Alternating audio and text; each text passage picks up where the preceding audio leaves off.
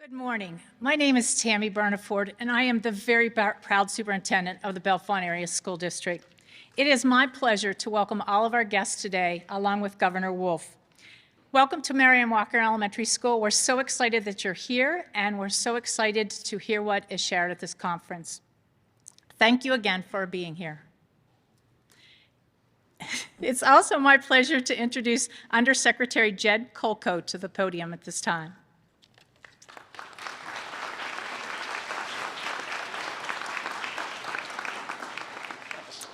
Thank you, Superintendent.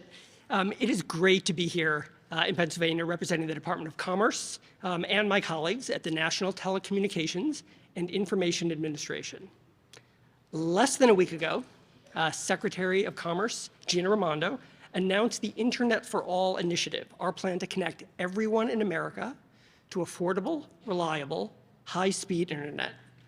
I'm delighted to be here today with Governor Wolf in the Keystone State to share that Pennsylvania is one of the first states to sign on to be part of the Internet for All initiative. That means Pennsylvania is signing on to bring affordable, reliable, high-speed internet to every community and every person in the state.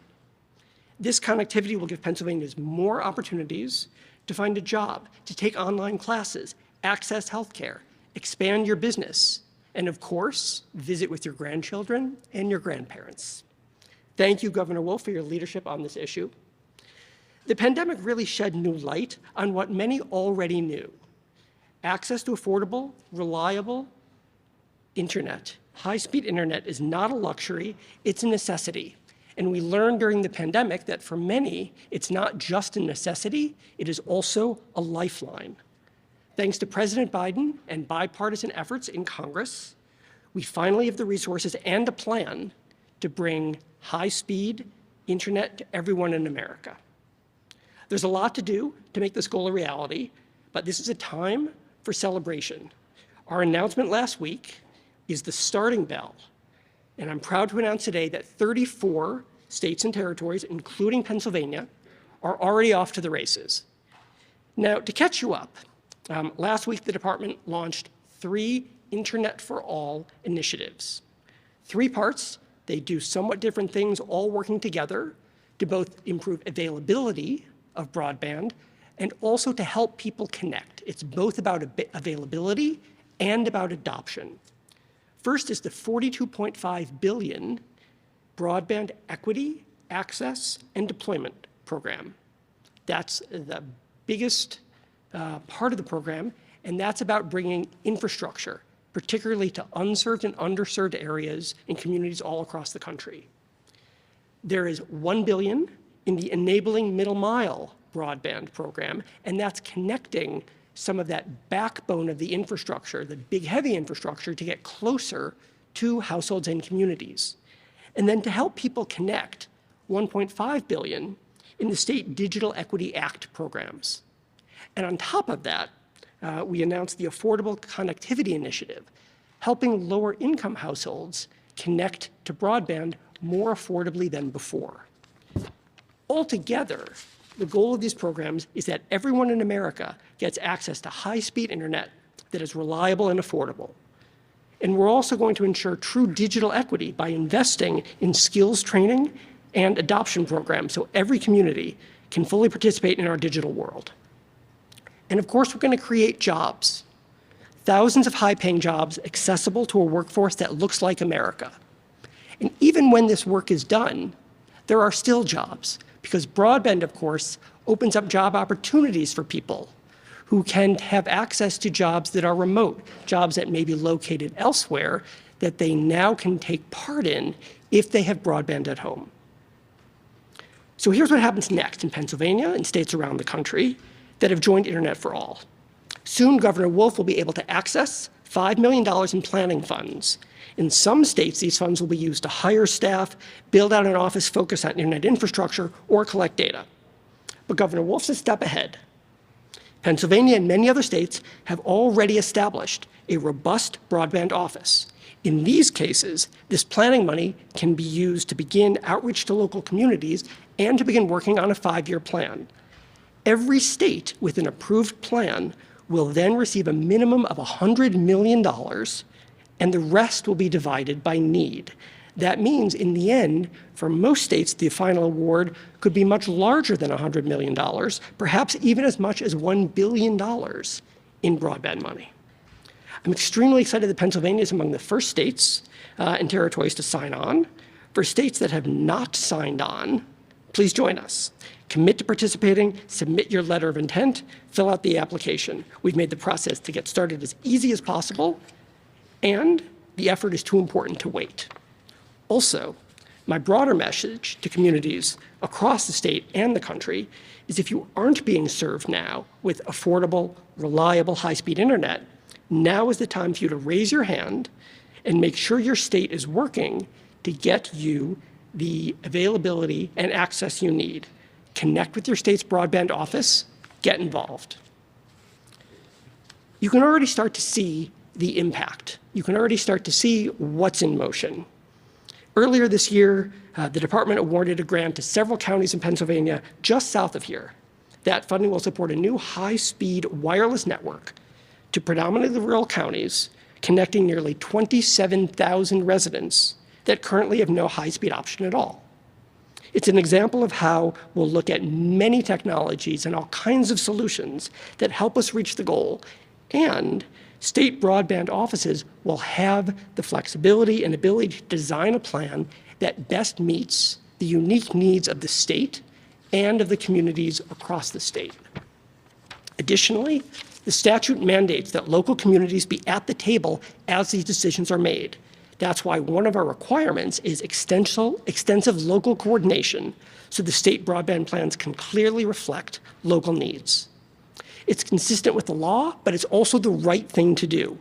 We can't accomplish these goals without leaders in schools and libraries and hospitals and other vital institutions speaking up about what they need and what their neighbors need. That's why we're thrilled to be here today at Marion-Walker Elementary with Superintendent Tammy Burniford, Principal Karen Krish, Dr. Joy Miller. It's this type of coordination and advocacy we will need across the country. And now I'm honored to invite Pennsylvania Governor Tom Wolf to the podium. Thanks very much.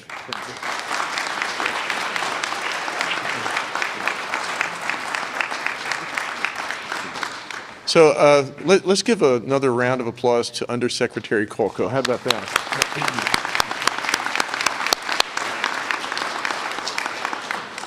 I know you're not from Pennsylvania, but we're always this nice to visitors. Let's keep this on. I'll be back. You'll be back. That's great. So thank you, but thank you for that introduction. It's great to be here, and thank you for coming all this way to be with us. Pleasure. I appreciate that. Expanding access to broadband has been a priority for me since I got this job. And I've only been in politics for 7.5 years. But I know it's really, really important. It's important to the education all of you get, that we need you to get. If we don't do a good job here, we're not doing a good job for you. In this 21st century world, interconnectedness actually matters. Whether you're urban or rural, we all need and deserve access to the tools that connect people around the world to increased opportunity. I'm glad that the Biden administration shares this commitment to expanding broadband access and improving affordability. Now, was that just a walkout back there? Huh? Sure. There's always an excuse. There's always an excuse. How about the concert today? The right concert, here? yeah, that would be great. Anyway, I'm proud to be here today to share with you more about how we can make progress in Pennsylvania through state and federal investments. Congress passed the bipartisan infrastructure law last year, and now states all across the nation are in a position to make historic infrastructure investments to spur economic development, job creation, community revitalization. Here in Pennsylvania, we have a lot of plans for that money. And one of our goals is to invest in better, more affordable broadband for every Pennsylvanian, all across Pennsylvania. Again, broadband is essential in today's society. It's as important as electricity and water. Our lack of consistent, affordable, quality statewide broadband keeps children from learning efficiently and effectively online. Actually, it prevents us from instituting a law that we passed in Harrisburg to give kids the ability to work remotely on snow days. It prevents businesses from growing. It limits job markets for workers, and it reduces medical care options open to patients all across the state. This is really a statewide issue. You don't have to travel too far outside even our biggest cities to find communities that simply don't have access to this critical resource, and you're going to hear more about that in just a minute. And even in places where broadband is, at least in theory, technically possible, technically accessible, the high prices can keep it out of reach for a lot of people who we really need to have access to it. The lack of affordable, accessible broadband is slowing our state's economic growth, and it's leaving too many people behind. It's one of the biggest challenges holding Pennsylvania's economy back, and that's why in 2018, my administration launched the Pennsylvania Broadband Investment Incentive Program. The goal of this $35 million program is to expand broadband in rural areas. Then in 2021, the Department of Community and Economic Development, we had the Secretary here, or Secretary Weaver, launched the Unserved High-Speed Broadband Funding Program, a $10 million grant program that will help support the deployment of high-speed internet broadband infrastructure to unserved areas. And most recently, my administration worked hand in hand with the General Assembly across the aisle with lawmakers on both sides to establish the Pennsylvania Broadband Development Authority. Act 96 of 2021 was negotiated over the course of just a few weeks, and it passed with unanimous bipartisan support, demonstrating loud and clear our Commonwealth's commitment to solving this problem. The authority will be the central point of contact to oversee and support broadband development all across Pennsylvania, and as the Undersecretary, what's your title? Deputy Secretary. I never remember. Okay. As the Secretary said, as Ned said, that we'll get at least $100 million from this. And the hope is we'll get more than that. As Pennsylvania is the 5th largest state in the country, we have some real needs here. So the hope is we get more than that. But the authority is led by the Executive Director, Brandon Carson, who is here. Brandon, I called him the czar. He said he corrected me. He's the Executive Director, but he's in charge of this. And I need to acknowledge his leadership. He has had a lot of experience just south of here in rural counties getting things like this done, and it's going to be important for Pennsylvania that he now has a statewide mandate to do this. And I also want to acknowledge, in addition to the Biden administration, the role of Senator Casey. The congressional leaders in general, but Senator Casey in particular has done a great job in making sure this happens. So I want to thank all the federal leaders who have advocated for this broadband funding as part of the bipartisan infrastructure law. The funding coming our way because of this law has given Pennsylvania the chance to take a real step forward in a way that will create generational change for every community throughout Pennsylvania. Just last week, the NTIA, the National Telecommunications and Information Administration, announced the launch of the Internet for All initiative, as Ned just said, and 3 programs which will bring $45 billion, that's billion, not million, dollars to states all across the nation to improve broadband accessibility and affordability. This money is going to make an enormous difference to communities all across Pennsylvania. It's going to open up a whole world of new opportunities for all of us, helping students learn, helping you all learn. Employees, going to help them work, going to help businesses grow and all of Pennsylvanians to thrive. Most importantly, this money is going to put our Commonwealth on a path to a much brighter future. Now I'm going to turn it over to one of the parents, Dr. Joy Miller, who I think most of you know here, who can talk a little bit personally about what it means not to have full and robust access to broadband. So, Dr. Miller.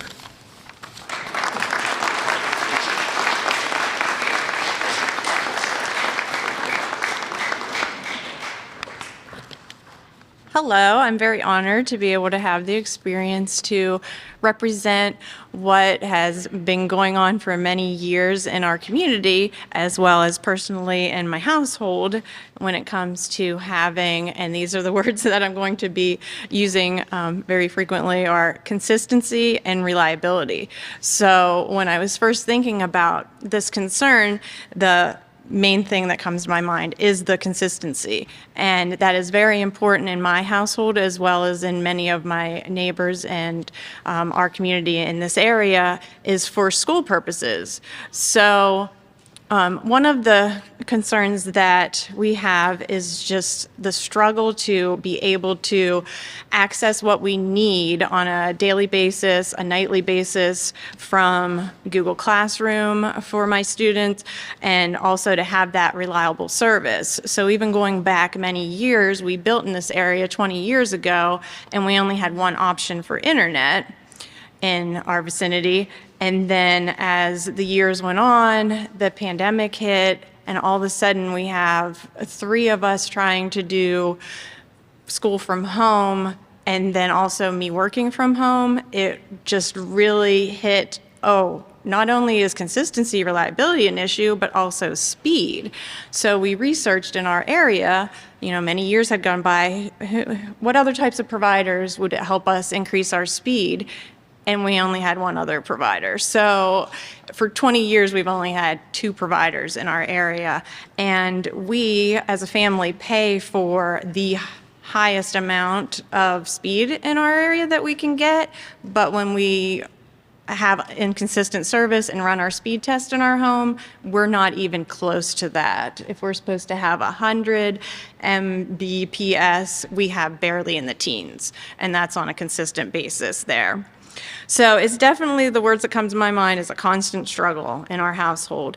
Like I said about the reliability, schoolwork, definitely an issue. I have a son who has a chronic medical condition, and it causes him to miss school from time to time, in which his teachers are all very gracious about, hey, you can join via Google Meet, you can, when you're feeling better, do your Google Classroom work, and he's not always able to access that on a consistent basis. So that's really been a struggle for us personally.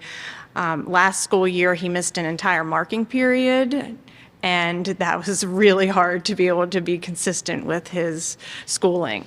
And then another issue that has come up too, and it was even yesterday in our household, was a televisit. So many of his doctors are not in our area, or he just has a lot of frequent appointments that we have to do these televisits, and it makes it very convenient, but not if you have inconsistent service. And so we will be told by our provider, just do your hotspot on your phone, and my kids will run around trying to help each other out with their hotspots on their phone, but our area also is known for inconsistent cell service as well. So that's another struggle that we entail on a daily basis. So we've also over the years said to the provider, hey, what can we do in our area to increase the speed and increase this reliability? And we have bought boosters, we have bought extenders, and still, like I said, just yesterday, we were having issues. In the last week, we've had to call our provider at least 4 or 5 times and say, hey, we have service down again. What's the deal type of thing? And we just keep hearing the same things over and over again for many, many years. So definitely has been a struggle. And we're in a moderately populated area. It's a growing area. For the past 20 years, we've seen more and more expansion in just our neighborhood, but in our surrounding area. And so we're all having that issue. It's not just my household, it's the neighbors across the street or a couple miles down the road. So I'm really glad that I got the opportunity to share my story personally today, and excited to hear about what the future may bring. So now I would like to turn the podium over to Kyle Kopko from the Center for Rural Pennsylvania.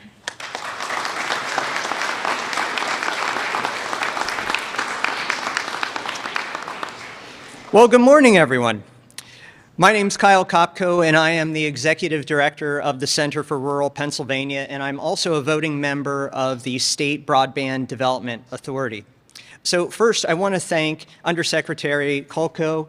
I want to thank Governor Wolf, the members of the Broadband Authority who are here today, Secretary Weaver, our new Executive Director, Brandon Carson, for all the work that they're doing to help expand broadband availability and access in our rural communities. And also, thank you, boys and girls, teachers, and staff for letting us visit here today. For those of you who might not know what the Center for Rural Pennsylvania is, we are a legislative service agency of the General Assembly. And as Executive Director, it's my privilege to serve and represent 3.4 million Pennsylvanians who live and work in our rural communities. And as part of our work, we conduct applied policy research to benefit the General Assembly, local community leaders all across the Commonwealth. And for more than a decade, we've been working to document broadband and internet disparities between rural areas and other parts of the Commonwealth. And while I'm pleased to say that there's been progress in recent years in broadband expansion efforts, particularly in our rural areas, there's still much more that needs to be done. Based on our analysis of the most recent available census data, there are more than 219,000 households in rural communities that don't have internet. I'll say that again, 219,000 households in rural Pennsylvania that don't have internet, let alone broadband, any type of internet access. There's 178,000 households that don't have a computer. We have our work cut out for ourselves, to say the least. And I know that the State Broadband Development Authority is ready to do everything it can to capitalize on this once-in-a-generation opportunity to help bridge the digital divide in our rural communities. You've heard how broadband access is absolutely critical for a wide range of opportunities. Telemedicine, online learning, just connecting for a good quality of life. These are all necessary and needed things for anyone to thrive in a global economy. And also, our communities need broadband availability and access to ensure that small businesses and entrepreneurs can make the most of a rural environment and compete. And in fact, I actually wanted to point out one quick example, something that's happening right up the road in Bellefonte. One of our partners, the Pennsylvania Wilds, is working with community leaders right now to attract remote workers to come this summer for a pilot program to live and work and make use of all the great things that are happening in north central Pennsylvania. Pennsylvania Wilds is also working to establish an e-commerce platform to allow small businesses to capitalize on branding of the PA Wilds. So again, they can compete in a global marketplace, but they can't do that without broadband. They can't do that without great connectivity. But we do have an opportunity to make life better for many, many rural communities, and I'm excited to be part of this team and working with all of our federal and state partners to make that a reality. So thank you very much for letting us visit today, and I'll turn things back over to Governor Wolf. Thank you.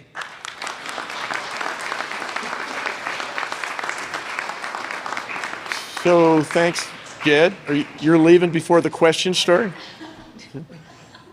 It's great to meet you. Good to see you. Good to see you. Okay, thanks. So since Jed's not going to take the questions, Brandon and Neil and I will be happy to take questions. Any questions?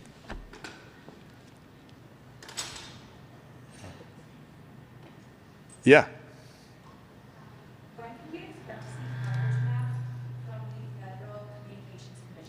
I'm going to let Brandon, you want to take that question? Yeah, good question. So we're anticipating maps yet later this year. Now, I am seeing conflicting reports that there may be some delays in that data. I will say that it's an important step in the process for allocating these dollars that are available for the state, because the allocations from NTIA, these BEAD funds that we're talking about, will be allocated based on the data that's available in those maps. So what we're doing at the authority is laying the framework for collecting our own data, so that we're in a position when the FCC data is made available and released to the general public, that we can challenge some of those areas to ensure that Pennsylvania gets its fair share of that allocation that's available federally. Any other questions? Okay. And kids, thank you very much for your patience. I appreciate your being here today. How about giving the kids a round of applause?